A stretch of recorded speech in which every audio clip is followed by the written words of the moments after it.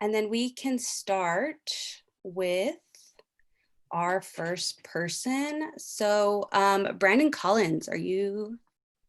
Oh, sure. Yeah, I can Yeah, knock this out. All right. Hello, perfect. everybody. Brandon Collins from Media Popcorn Podcast. Hello. Fantastic film. It was one of my favorites from watching at AFI, and I just recently watched it in preparation for this. I wanted to know this specifically for Darius, and then everyone else can chime in. What was the creative process between you and your creative team to put the audience in Ruben's POV? And particularly two scenes that stuck out at me were one when he first discovers that he might be hard of hearing, and then later on when he gets the cochlear implant put in.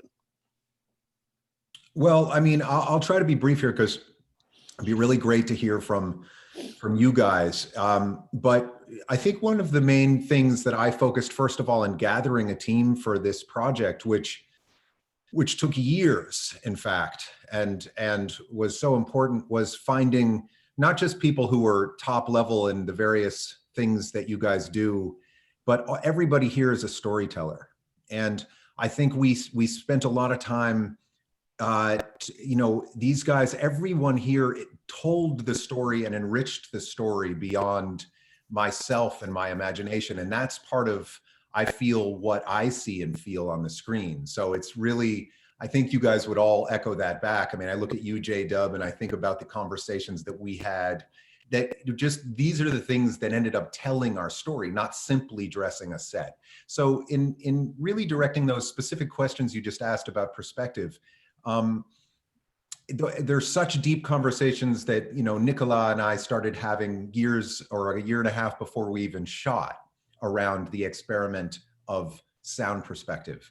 And that ended up, and then when you talk about like the merch table, for instance, is where he first loses his hearing. That was a really wild scene because we had to create this utter sense of naturalism and veracity, which has everything to do with, Megan helping us get these guys feeling and looking and living into an utterly real sense of being on the road and being with this band. And that was a band, Surfboard, that came. So it was all about launching from a place of utter truth into this heavy duty perspective.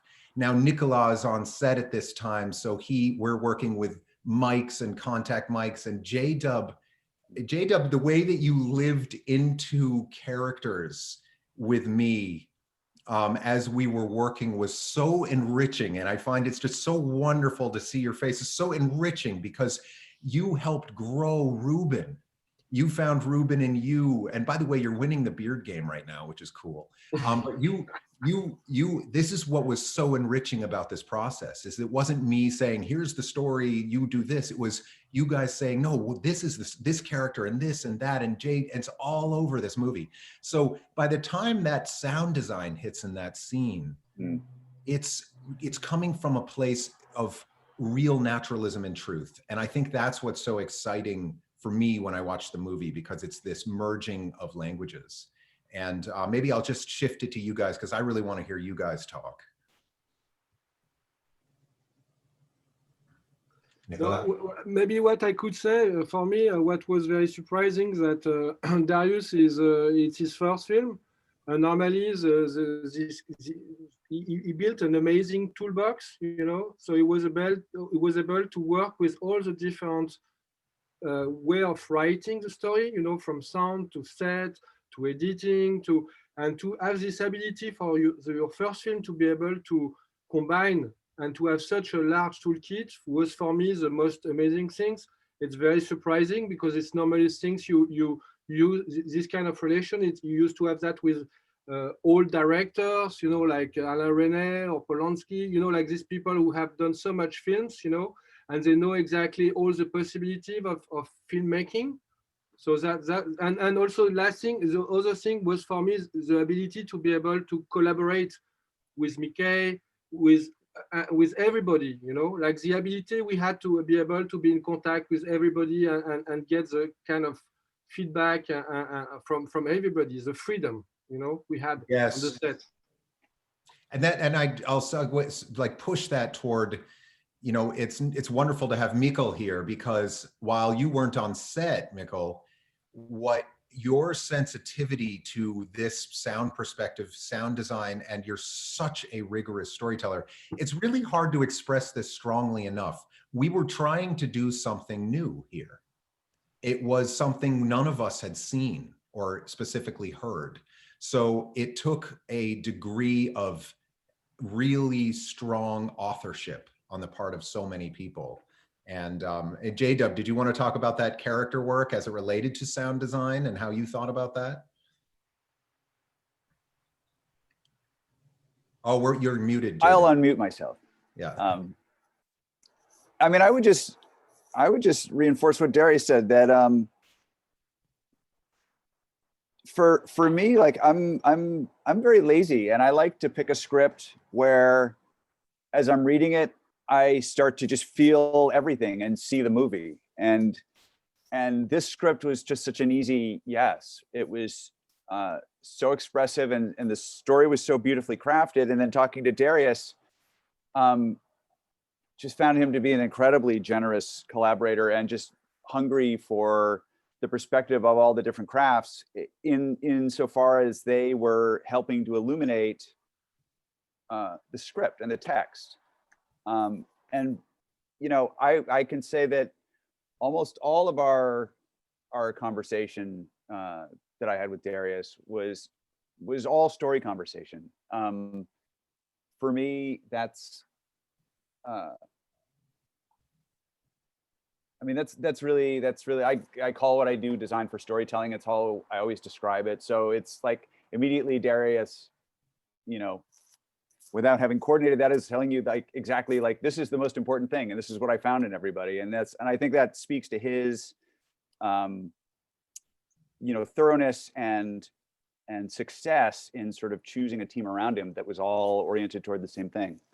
That I think this story, the meaning was going to have to come out of really plumbing these characters and bringing them to light, and choices being made on that basis rather than an overt stylistic basis, or, you know, just like a programmatic basis that sort of comes from without. Like this one drama like this really grows from within, and that was the essence of the conversation every day. Thank you very much. Thank you. Our next question will be from Paul at AFM Magazine. All right. Well, hello, everybody. Thank you so much for being with us. The movie is incredible. We loved it. And there's so much to think about, so much to get out of this. And I'm wondering, there are probably people who are having these issues that may see this film and get some inspiration from it. Do you have any sort of words of wisdom or words of inspiration for the people that may be going through something like this and may want to carry on and do their own version of what they were doing before, now facing these problems? Well, I think in a way what we were working on, and maybe, you know, Mikkel, maybe you could speak to this, because in a way what we were creating is an empathy machine. You know, and I say that because it's almost like putting on a virtual reality headset, in the sense that you're thrust into an experience. And I guess I would hope, rather than the movie moralize or put itself in this place of saying this is what it is or this is what you should take from it, I really hope that people have an experience. That's my main objective. And in so doing, I think people are joined by the commonality of the human experience. That's my greatest hope. And so if people are going through something that's hard, whether it be addiction or codependence or substance or any number of those things that fall under that umbrella, they at least feel conjoined with the rest of humanity, maybe, in watching this. Because that was certainly, I think, the experience that I think a lot of us shared making the movie, is the way that we all fit in to this. But I think, Mikkel, I think about you in this, because you were so instrumental in creating that sense of diligent perspective and diligent empathy. All right, our next question. Oh, great. Sorry. We're going to move on to the next question. But you got to get back to Mikkel on that, because that's a good one. Oh, okay. No, it's all right. Go ahead. I know we have so much time. Our next question will be from Niger at Big Gold Belt Media. Hello, hello. Thank you so much for your time, everybody, today. So I kind of want to go talking about when Riz signed on here. He just does such a fantastic job. And I even get a little bit emotional thinking about his performance because he really connects with the audience. But and been a fan of his for a while. But when he signed on, how did you all know this was your guy? And what was kind of the emotions going through it, seeing how committed he was in regards to everything that he had to kind of learn and acquire in order for this role? I'll just say in a word, there aren't many actors who are up for the challenge that this movie was. And that didn't mean just saying, sure, I'll do it. That meant signing on for a ridiculous process. But, you know, going back to you, Mikkel, do you remember when you first saw footage with Riz? Because that was the first time we spoke, and you had a kind of a fresh perspective on it because you came into it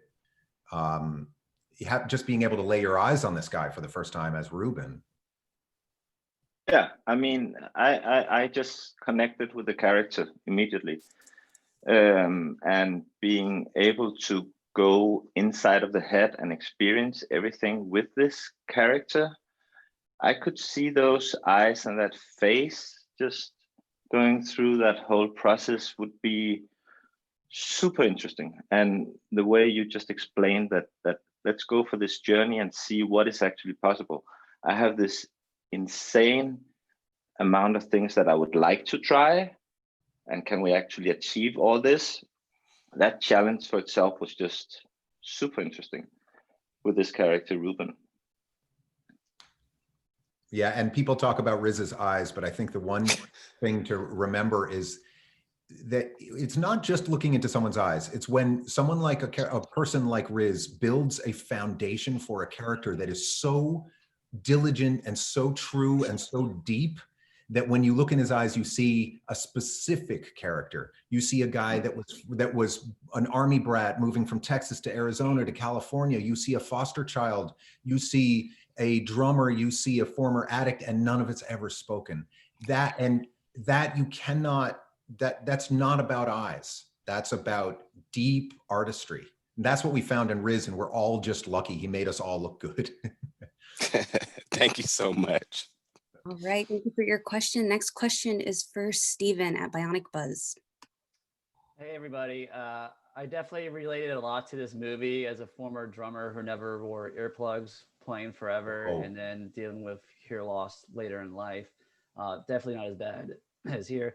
But what research did you do talking to like other people that have dealt with this? Because I feel like this is a great PSA for actually people to wear earplugs. So apparently the hi-hat is like the worst thing for your ear as a drummer. Brother, you want to talk about that, Brother Abraham? Talk about nerdy research that we did? Yes, please. I mean, it's a little hard to remember it all, but we did a lot of nerdy research. And we first started with, you know, what happens to musicians and all different cases of musicians losing their hearing. And then we also, as we were building the story over years, we started thinking about other ways that people lose their hearing.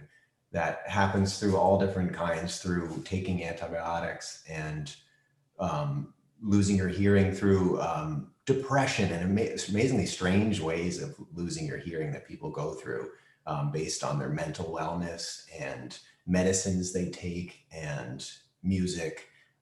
So there was a lot of different research we did as it related not only to the music that Ruben's playing in the film, but also the emotional experience that we were really after. And Abraham's also a musician, and you were going through some tinnitus while we were writing it, which was super nice of you to provide us with that avenue for exploration. Thank you for that. Just some empathetic. Yeah. And also, when Abraham mentions antibiotics, that was our grandmother who took an antibiotic and lost her hearing, and the film is dedicated to her. And so we had this kind of close family experience, and then a lot of research. But I hope how are you doing with your hearing now?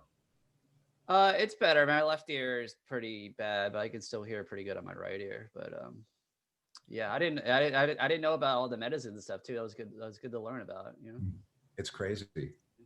Thanks for the question, though. Thank you. Our next question is from Sean at Cineblend. Hey guys, thank you so much for taking the time. I guess I would love to know some of the practical things that Riz might have done and that you guys might have helped him to do early on in the process for him to really understand hearing loss and to be able to live in it so that he could visualize it better on the screen.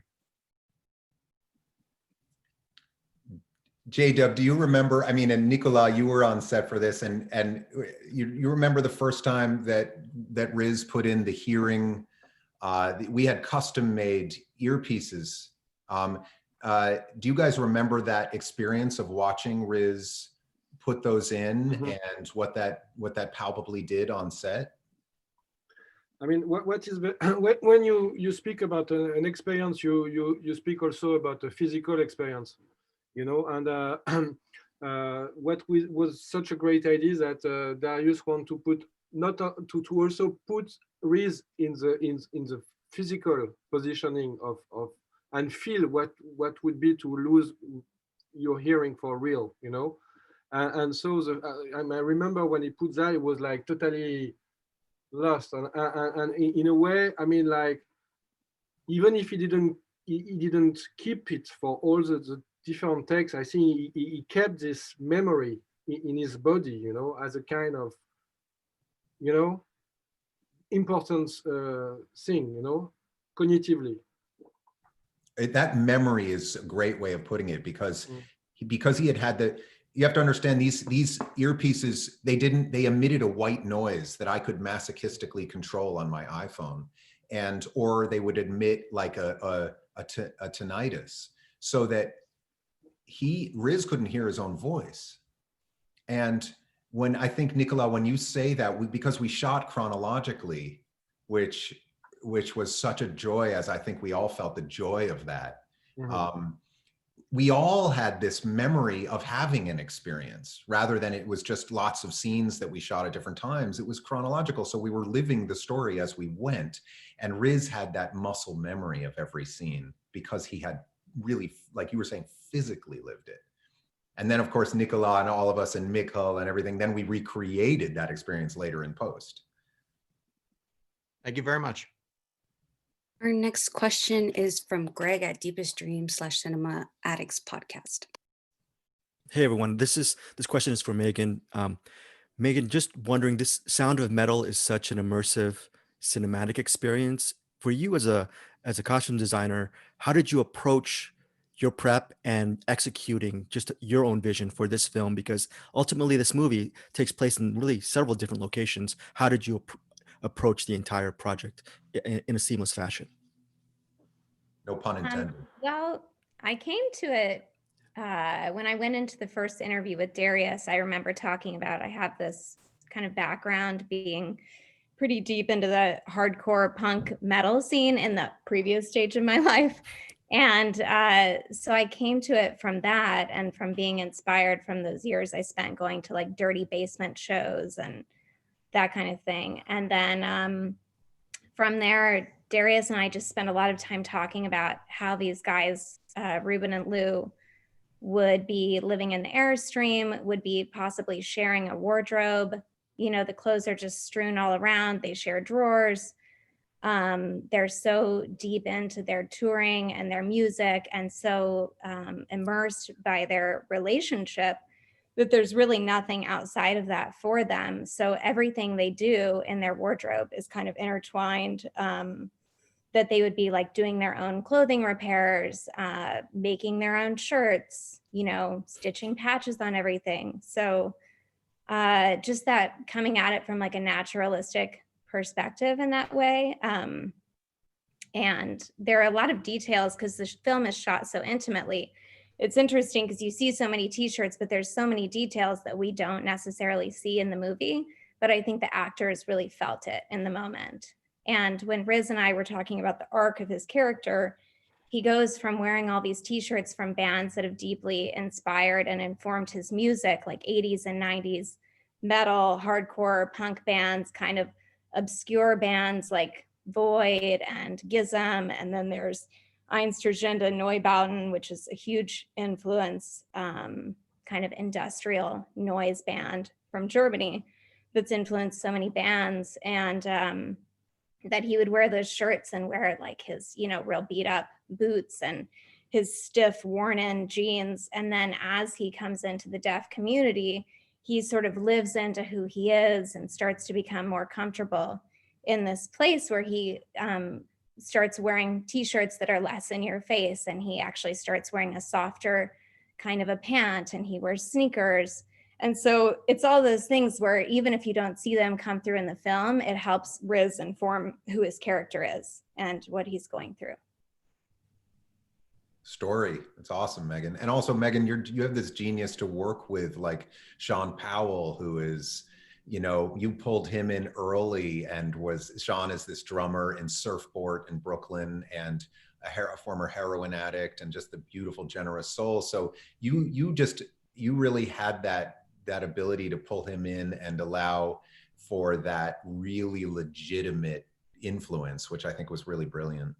Sean was incredible. We actually, I actually stole a bunch of Sean's real articles of clothing for the film, and he was super generous with coming up with some of these bands, what would give this movie its clout, and just coming up with these ideas about how to make Ruben's character and Lou's characters more well-rounded versions that will realistically appeal to people in all walks of life, but particularly people in that scene who might watch the movie. And Sean actually made some shirts for us too. He hand screen printed some shirts, which we then wore down. And so that was awesome. He was invaluable.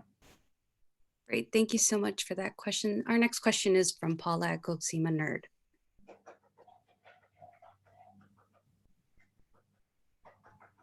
Oh, we have a mute on.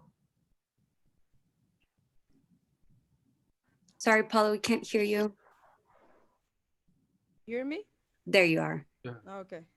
Sorry for that. So it's not every day that we have a movie that talks about music, rock music, but at the point of view of a player who is lost his hearing. So why did you decide that you needed to talk about this, about that kind of story, about that kind of relationship between music and a person, like on Sound of Metal? Well, I mean, in a way, music and the band plays almost as a metaphor in this movie. And it's interesting. I look over these faces, and I think we all really relate. Everyone here, J-Dub, Abraham, Nicolas, Mikkel, who's a musician and a drummer, and I look at everyone and how deeply they relate. And certainly your story as well about losing your own hearing. And so even within the realm of music, there's a common experience that people share through music. Music's the great connector. But I also think that this idea of a couple in a band is a metaphor for all relationships, which is that, we have our own place within a relationship, and we have, I play the drums and you play guitar, and together we make this music. But what are we if you start pulling those sounds apart? And if you leave, what's left? It's just drums. And what does that mean? And so I think that both Abraham and I were really inspired by that concept of using this band, this two-person band, as a metaphor for a relationship, in fact. And so in a way, even though the movie is steeped in a very specific music world, it was always the intentionality for it to be very universal in feeling. And Abraham, if you want to add anything to that. Yeah, I would just say the story was always intoxicating because it was like the ultimate alienation that we could go through. It's the ultimate alienation. To be a musician, but really anyone who goes through this hearing loss. And that was intoxicating to see how you can build a story that starts from a place of such loss, and to actually have something that is full of magic and some vague but light that is consistently there. So it was just an intoxicating starting place of crazy alienation.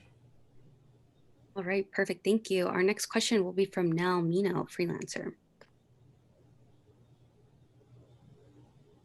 Hi, thank you very much. I'm actually writing this for RogerEbert.com. It seemed to me, of course, we know the sounds that you distorted or that you muted, but it seemed to me that some of the sounds in the early part of the movie, particularly when he was making breakfast, were emphasized in a way that I hadn't seen in a movie before and really made me think about all the information we get from our ears. Can you talk a little bit about the different sounds that you altered in some way? I love that question, because so often we talk about the design, but I think so much of our focus, I'm going to pass this to you, Nicolas, is about the awareness of sound itself. And I think that's the question you're asking. And I just think it's so beautiful and rarely asked. So Nicolas, do you want to talk about the way you approach diegetic sound and versus omniscient? And because I think we spent a lot of time on this. Yes. I mean, like, for me, it's a specific question, because I spent 30 years trying to put sound and picture together. So it's so much that it's even hard for me to speak precisely about it, because it's like my life, and it's so long, you know. So, but what was amazing that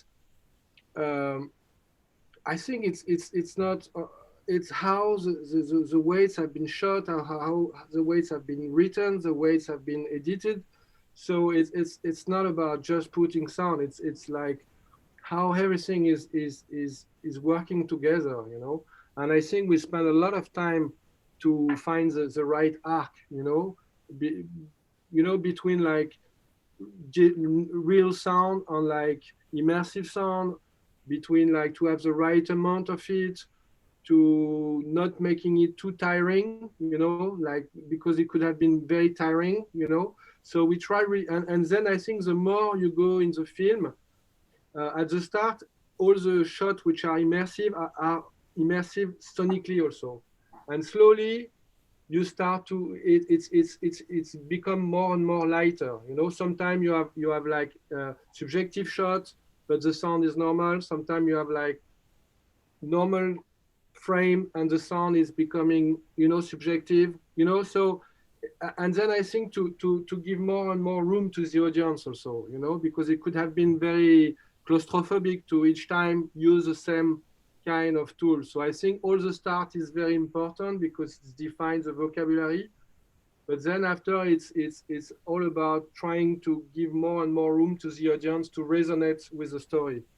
But I also think you were also talking about the kind of almost hyper reality of sound. And I think, Nicolas, you focused on this a lot. And I think it's really beautiful, because your incredible deep practice of capturing atmos, the natural sound of the world, and you would do with multi-directional mics, almost a three-dimensional hyper-naturalism that we ended up celebrating in the movie in a way that brought your attention, just like you're saying, to the hyper-natural sounds, almost as a meditation on what we ignore in general. I mean, the starting point is like, also, I think I spend a lot of time in my life in nature, you know. So first of all, before to start to link my work to film vocabulary, I really try to recover, you know, to mimic exactly the reality, you know, because I think that if you do that, it's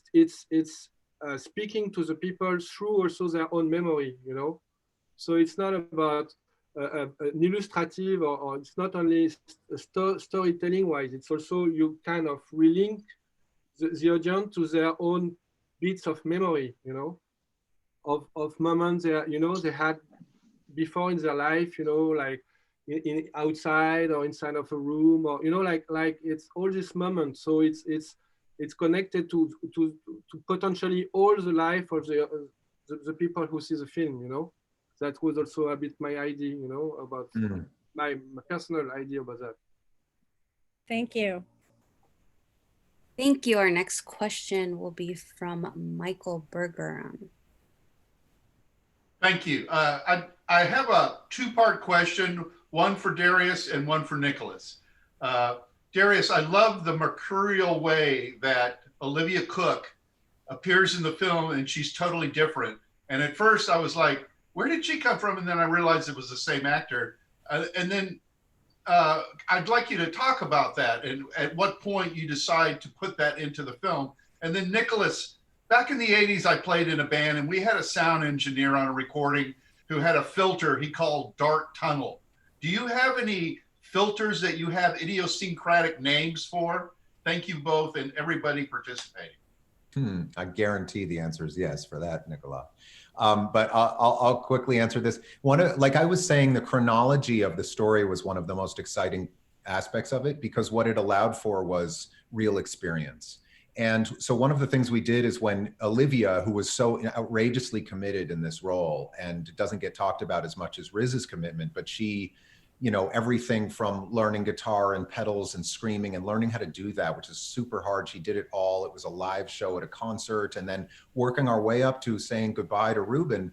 Then she said goodbye and she was gone. And that's the beauty of chronology. So she was gone.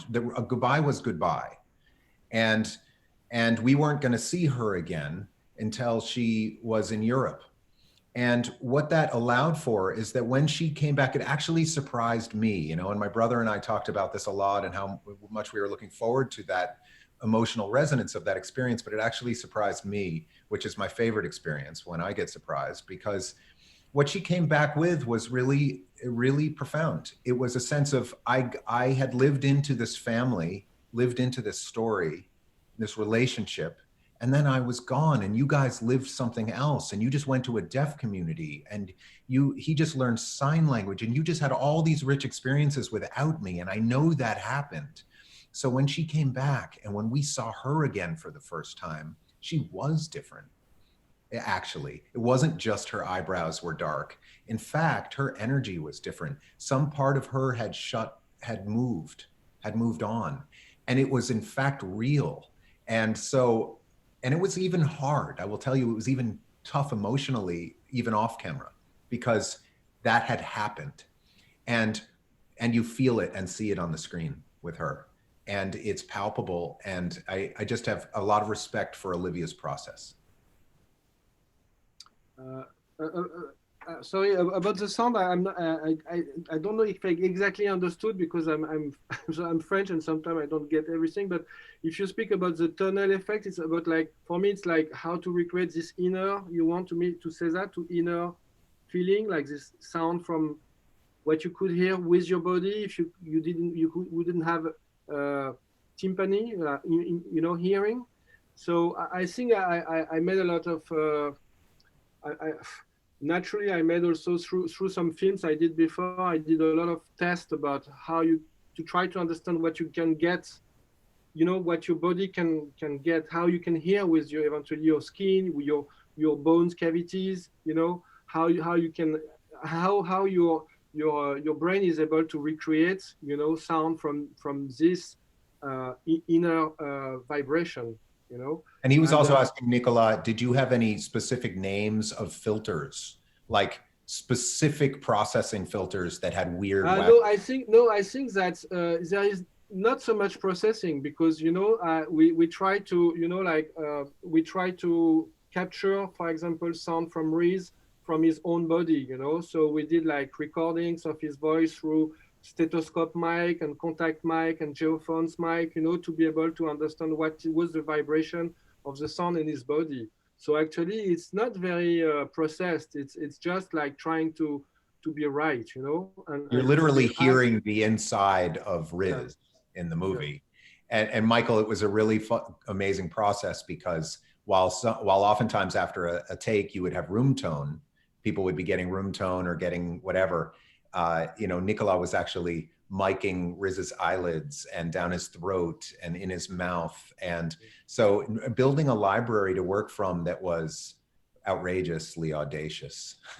and I think that's what you know, like inconsciously when you're underwater or you're sleeping or you know, that's something, you know, you don't really consciously, you don't know it, but I think your body know it and your brain know it. So I think if you just be able to put the people in the condition of hearing that or feeling that, you know, get this kind of information straight away, it's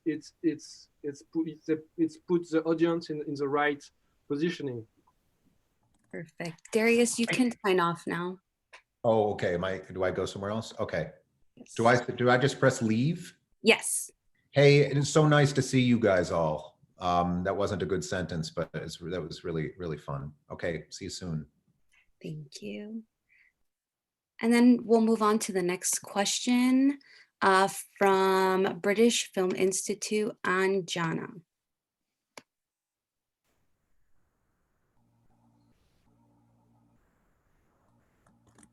You're on mute.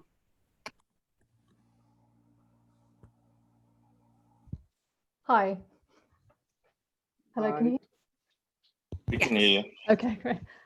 I'm sorry, the question was actually for Darius, but I think I've just missed him. So, is it okay to still ask it? Okay. Yes. Thank you. One of the aspects of the film I found really interesting was the subject of the deaf community itself, and the sort of idea of the community feeling in terms of identity, and that there isn't a sense of loss. It's a community that you're a part of, and they don't feel a sense of loss. And I found it really interesting. And I was just wondering what the sort of process was in terms of working with the deaf community and exploring that theme of identity and who Ruben is in that community, and especially a scene with Joe, where he actually tells him he's had the surgery. I thought that was a very interesting moment of fracture, and I was just wondering how that was explored in terms of the research and working with the actors.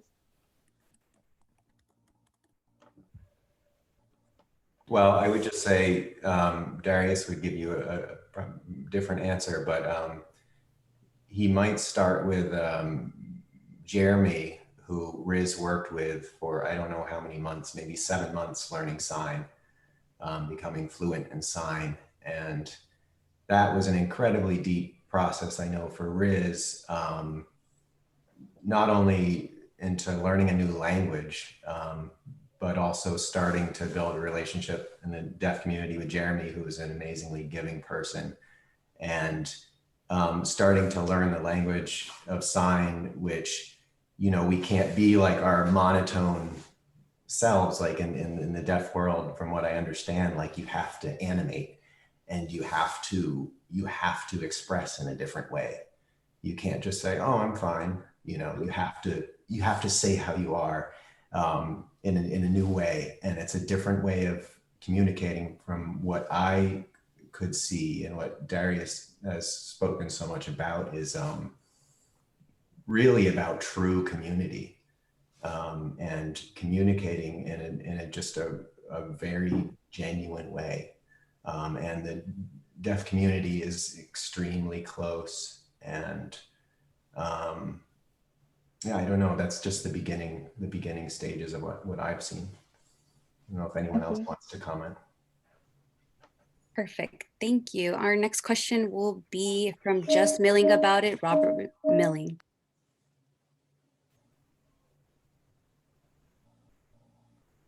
You're muted. Robin, you're muted. Got it. Greetings from New York. Thank you for this great film. And actually, I wanted to quickly follow up about the deaf community. I was wondering if that's an actual place that exists. And I know Lauren Ridloff is deaf, the actress who was in this. And also, if you could quickly talk about the dedication of the film and why that came to be what it was. I just wanted to get a little bit more information. Thanks. J-Dub, do you want to talk at all about the deaf community? Sure. The short answer is no. The house that you saw, Joe's house, and that sort of facility, that community, that's an invention for the movie. We found an old farmhouse that had been used as dormitories for interns supporting a sort of national park or state park sort of area. And so it already had this sort of imprint of communal living with kind of near strangers that we sort of enhanced and worked with. So that's a creation. And the deaf school is actually a creation as well, which is not to say that many of those don't exist, but the one that we were in, that was a church that we converted. So no, those were inventions for the movie. I hope they were convincing. But it was, yeah. So that's the answer to that. I think what wasn't an invention was, Darius was just showing me some footage of throughout the film, some of the moments of just, Riz and everyone sitting around a table at night and signing and talking. And what was so clear is the relationships were all real. I think that's everyone in the film has been pretty blown away by how true all the relationships are. And I think what hopefully people feel from the deaf community is that, as portrayed in that community that Riz and Ruben were a part of, is that it's all incredibly genuine and those relationships were really built and lived, and people loved being there with each other. Yeah, I mean, people definitely hung hard in that house. I mean, it was the deaf cast really cemented together and became close and became friends and spent a lot of time there. So living in that house had a sort of, it started to grow this other sort of sense of itself, even beyond as a set. It was really a place where this, this community sort of started to coalesce. And the dedication, was that your grandmother? Yes. So Yeah. can you talk about that? Well, she, we watched her for years. She was, part of the deaf or hard of hearing community that maybe doesn't get talked about as much, but she could just barely hear a little of something sometimes, but she felt completely alienated in her life because she wasn't completely a part of the deaf world, but she certainly wasn't a part of the hearing community. And she really locked herself away for many years, the last part of her life, because she felt so alienated. She had to wear a system where she had a headphone, and she would try to give someone a mic to talk to her. But we would go have Thanksgiving at her house, and she had to, bring you over to a corner to be able to hear at all clearly, what was happening through the microphone. And she was a cinephile. So all she ever wanted was to see, proper captioning in all films in cinema. So that was like her greatest wish. So a lot of things came together with this story kind of through her, and it happened through years where we didn't really know that's what we were doing. But near the end, we kind of realized there were so many parts of her that came through in this story. So that's why it's so clearly dedicated to her. Okay, thank you so much. Thank you. Great. Our next question is for Alessandra at La Estudia. Hello, yes, this question is for Megan Stark. I wanted to know about the way the costumes help to explore the evolution of Lou's character.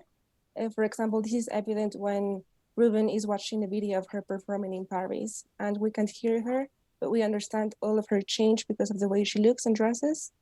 Thank you. Well, to begin with, we actually, I was the costume designer for the part of the movie where you see the whole beginning and through the deaf community. But once they go to Paris, it was actually a different costume designer who did that segment. And I thought she did such a great job of adding the evolution to Lou's character. So I can't really take credit for Lou in the very end of the film, but I can talk about Lou in the beginning. And what Olivia and I spoke a lot about, and Darius and I, was how Lou would use clothing as protection. So whether she was wearing Ruben's clothing to feel that she was kind of protected and connected to Ruben, or she had all those big rings, which is kind of adds as like a protective talisman and something she can, mess with when she's, when she just is an action for her to feel and live into while she's exploring that character. Her oversized clothing covering her body. And then when she goes into her performance scenes, she actually ends up in a very different looking costume, which is this slip. And the slip came about when Darius and I were talking about the the experience that she had had with her mother, which was so painful, her experience of her mother committing suicide and all the pain that she still holds on to from that, we had said, well, maybe she would actually be paying tribute to her mother through her music while she's performing by wearing an old slip of her mom's. So we kind of delved into that. And so it's this sort of beyond the grave connection with her mother. And it's also a physical embodiment of her being laid bare by her music and showing a lot more skin while she's performing, but not really in any other time in the film, except maybe when she and Ruben are in their own space in that Airstream, which was so masterfully designed by Jeremy. Does that kind of answer? Yes, thank you. Great. Our next question comes from Emmanuel at LRM Online. Hello, I'm really curious about, you guys already talked about a lot of the sounds you guys had to do after shooting and with different microphones in different ways. I want to know about post-production and how the challenges maybe in putting that together to make the final shot. Is there something maybe that worked better than you guys thought, something that didn't? And what was that process like? BK, maybe you... I mean, they shot it chronologically. The way they shot it, it was interesting to see the whole arc of the whole film. And it was very important that the first shot and the last shot would be almost identical, but very different. Then the whole idea of how do we get into a head and how do we work with Ruben as a character where we somehow get into his head, and how do we work with the angles from how much do we actually have to see of sign language, and do we have to be in medium close-ups, or can we actually go into close-ups so we don't see the sign language all the time? That was super interesting. And just like Alexandra just asked, that she looks at Lou in Paris, but she looks at her movement and the way that she is performing completely different from what she also already saw in the concert beforehand, because the sound is not there. That was something we worked throughout the whole film. Like, when do we need to be inside of Ruben's head and when do we need to be outside? And how much information do we actually need to understand? Like, first time we go into the pharmacy, we kind of need to know that he's being sent to a doctor. Otherwise, we don't know who this person is. So we need just one silent piece of a wide shot where we just hear the word doctor. And then we completely understand what we're being sent to. That was super, super interesting throughout the whole film with you, Nicolas, right? To go, I worked a lot with the film like a silent movie to see how much do we actually need to see in the film. Just cut off the whole sound and then suddenly you understand I do actually need to feel this scene or this scene, or at least understand some small part of it, or this I can actually already see everything in the screen or on the image, or it's in his eyes or the whole movements. Yeah.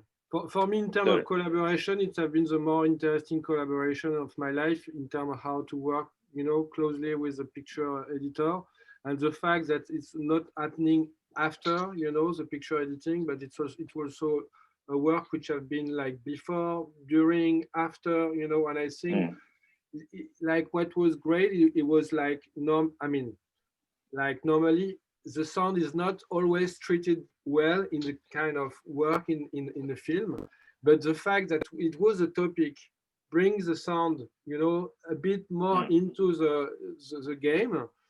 And I think that it's, and also of course it's you are like that, you like to it's because of you, BK, but I mean that it's question, I would like now on the other film I'm working with, I really try to push that, because I'm thinking it's not about pushing the sound, it's just like be able to make a film much more strong and much more various, the fact that also most of the music is diegetic, is also something. I mean, it's something also we can share because we are European, so we used to work with film with less music, But I think it's also something which is very rare in American film to have so much additional music, So you can really be in contact with the sound of the film, like the objects, the atmosphere, even the buzz of, like you emerge into in a kind of naturalistic sound. Yeah. And also, yeah, sorry, you go on, Michael. Sorry, Abraham. Also, just because what you talked about, Nell, you asked about these sounds where we worked in the whole opening of it had to be this extremely intense concert, and then you cut to silence inside of an airstream. Then you go to like the close-up of that thing where he makes smoothie, and then you go out. Then you go to an air duster. Then you go out. You go to the extremes all the time just to awaken all the senses in the audience, so you feel like, okay, I might hear something strange, but these guys try at least, or they try to hold my hand, and I might hear something, because there was an extremely important moment in the film, which was actually what, in the editorial way, we worked a lot with, which is to how do we get that inner emotional journey from when Ruben has and told Lou that he can't hear anything, but we have that whole arc or that travel to Joe's place. That has to be an internal emotional journey. So you hear all the different edits and the sounds as his state of mind, and you enter that Joe place just in complete, like, all these sounds, and suddenly you hear the nature, and suddenly you hear all these different things. That was like a key to the whole film, to try and find that, because otherwise you would put like music on, and that could be an emotion of whatever, how music works. But it was just super interesting to work saying like, we don't really work with music, except there's one scene where music would come, and that would be the piano, or you would have the piano piece where all the kids lie their hands on it. And then we have that whole opening of the concert and the piano piece in the end. That's basically what we have of music from editorial wise, how I see it. Of course, there's a lot of interesting drones or arc, but those should be internal, emotional sounds of that whole music thing, which you worked on, Nicolas and Abraham. I mean, you can probably talk more about that, the music way, but it shouldn't feel like music. We didn't work with it at like music should add something to the scenes, for example. Yeah, I think much more feel like. Yeah, exactly. I mean, you asked about the post-production and what really was needing to be added, and that's exactly what happened. Is we made a ton of music, and we put it in the film, and we kept making music and putting it in the film. And I think the biggest thing was slowly taking everything away, and taking this away and taking this away, so that you could really hear and you could really see the story, and you could feel that it's a natural voyage you're on. And then when perspective hits, or when a somewhat impacting sound perspective hits, you feel it in a different way. And, in terms of me and Nicolas, we worked with many instruments. Nicolas worked with the crystal vachet, which is, really feels like the inner ear to us, and is incredibly vibrational, beautiful instrument. And I worked with my resophonic guitar, which is a steel guitar with steel cones in it. And we use these EBOs to create these big vibrational sounds that really, again, reminded us of the inner ear. But never always the score coming from deaf perspective. and not trying to sweep you up in an emotional perspective that is outside of Ruben's internal. So very specific, very sparse. And I will say though, with post-production, that in terms of sound, the mix was massive. How long was that, Nicholas? Was that like 22 weeks or something? The mixing was very long. Yeah, I mean, like I even didn't have the chance to finish it because it was like very long. But it was amazing because we had the chance to work with a great guy, you know, like Jaime, which have mixed a lot of great film, and it was so nice to be. And also, what was great that we did the first part of the film, which is very noisy, and it's like in the city, and it's like there's this music, and we did that in LA in a music studio. So we were actually experiencing that, you know, kind of environment when we were doing it. And then for the end of the movie, we moved to like Carlos Regala's facilities in the middle of the mountain in pure silence. So we also kind of did the same trajectory a bit, you know, that's the main character, you know. So it was like a kind of, everything was so connected, you know, between that's something amazing, and that's something which is very important, and something I learned from me on my side from the working with artists, you know, conceptual artists, that the gesture is as important as the quest, and it was so important for the film because it's exactly the meaning of the film, you know.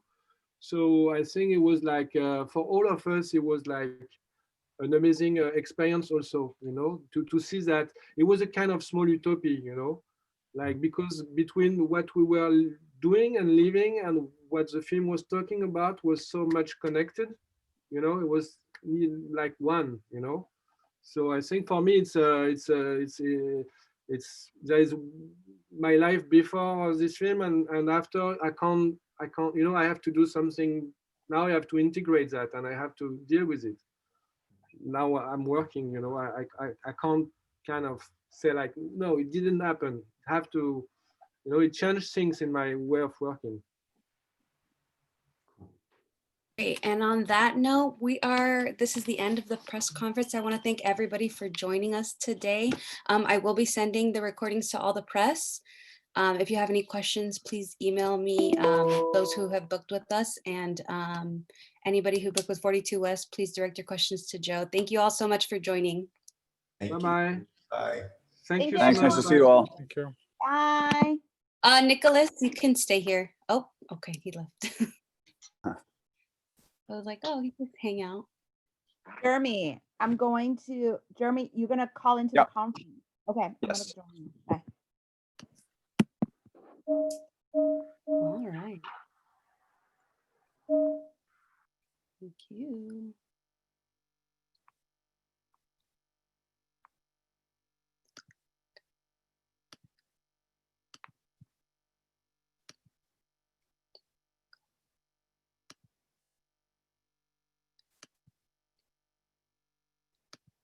Sorry, I didn't know I had to stay. Oh no, you're okay. You're okay. I have your next interview ready. Are you ready? Okay. Yeah. Thank you. No problem. That was great, by the way. It was cool. Hello. Hi. Thanks for setting up. So I just want to confirm in terms of recording, are you guys recording on your end? Yes. Okay, perfect. So I can record. It'll record both speaker and gallery view. Okay. So whichever you prefer, let me know, and then I'll send that your way. Great, thank you. By the end of today, it should. Actually, within the next couple of hours, it should come through. Perfect, that's fantastic. And then you can get started whenever you're ready. I'm gonna go off camera and mute. All right, sounds good. Thanks so much. Hi, Nicholas. How are you? I'm good, thank you. And you?